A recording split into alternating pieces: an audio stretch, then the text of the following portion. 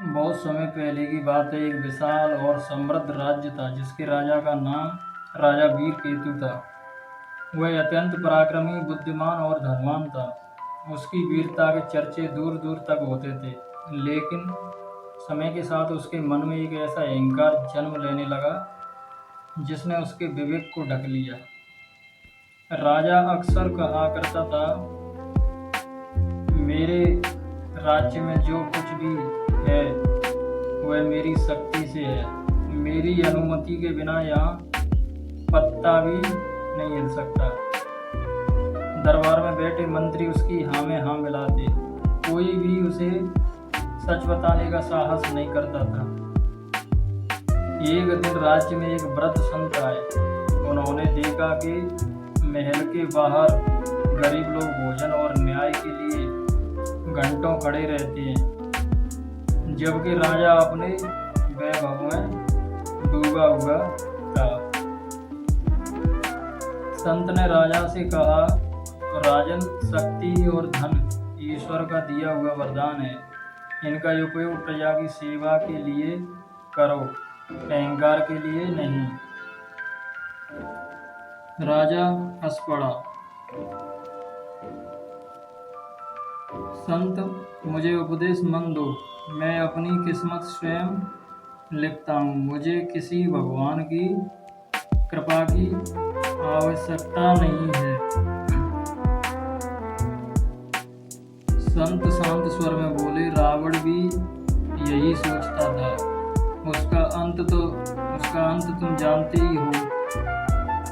राजा ने क्रोध में आकर संत का अपमान किया और उन्हें राज्य से निकलवा दिया।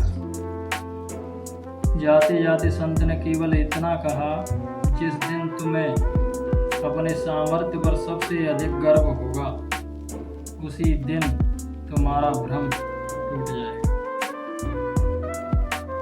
कुछ ही दिनों बाद पड़ोसी राज्य ने आक्रमण कर दिया। राजा अपनी विशाल सेना पर घमंड करता था, लेकिन अचानक भयंकर वर्षा, बीमारी और अव्यवस्था के कारण उसकी सेना कमजोर पड़ गई। उधर प्रजा भी राजा से नाराज थी। किसी ने उसका साथ नहीं दिया। युद्ध में राजा पराजित हो गया।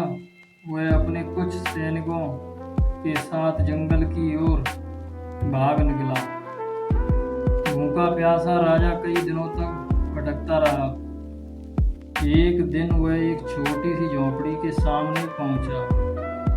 वहां एक गरीब वृद्ध दंपत्ति रहते थे।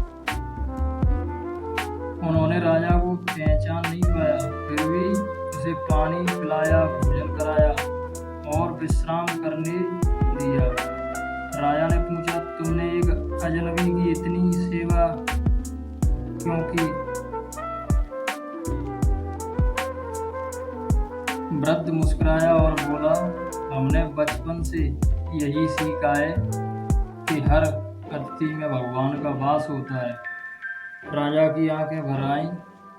उसे अपने महल, अपना अहंकार और संत का अपमान याद आने लगा। कुछ दिनों बाद वही संत उस झोंपड़ी पर आए। राजा उनके चरणों में गिर पड़ा। मुझे क्षमा कर दीजिए, मैं स्वयं को सबसे बड़ा समझ बैठा था। संत ने कहा, राजन, रावण का अहंकार उसे भगवान के विरुद्ध ले गया, लेकिन तुमने उससे भी बड़ी भूल की। तुमने अपनी प्रजा, धर्म और ईश्वर की दी हुई जिम्मेदारी को अपना अधिकार समझ लिया। राजा का सबसे बड़ा आभूषण उसका मुकुट नहीं, उसका विनम्र हृदय होता है। राजा ने प्रण किया कि यदि उसे दोबारा राज्य मिला तो वह न्याय, दया और सेवा के मार्ग पर चलेगा। कुछ समय बाद पड़ोसी राज्य के अत्याचार से दुखी प्रजा ने अपने पुराने राजा को खोज निकाला। इस बार राजा बदल चुका था। उसने युद्ध नहीं बल्कि बुद्धिमानी, सहयोग और प्रजा के विश्वास से अपना राज्य वापस प्राप्त किया। अब महल के द्वार हर व्यक्ति के लिए खुले रहते थे। गरीबों को न्याय मिलता, भूखों को भोजन और विद्वानों का सम्मान होता।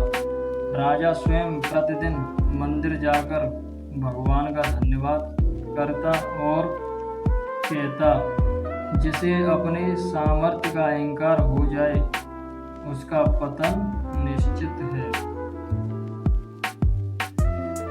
तभी से लोग कहने लगे कि रावण का अहंकार उसे ले डूबा। लेकिन राजा वीरकेतु की सबसे बड़ी गलती यह थी कि उसने स्वयं को भगवान से भी बड़ा समझ लिया। इस कहानी से हमें यह सीख मिलती है कि अहंकार चाहे शक्ति का हो, धन का हो या ज्ञान का, उसका अंत हमेशा पतन में होता है। सच्चा महान वही है जो विनम्र रहकर अपनी शक्ति का उपयोग दूसरों की भलाई के लिए करे। मेरे प्रिय दर्शकों, अगर आपको यह वीडियो अच्छी लगी हो तो वीडियो को लाइक करें और चैनल को सब्सक्राइब करें। जय श्री राम।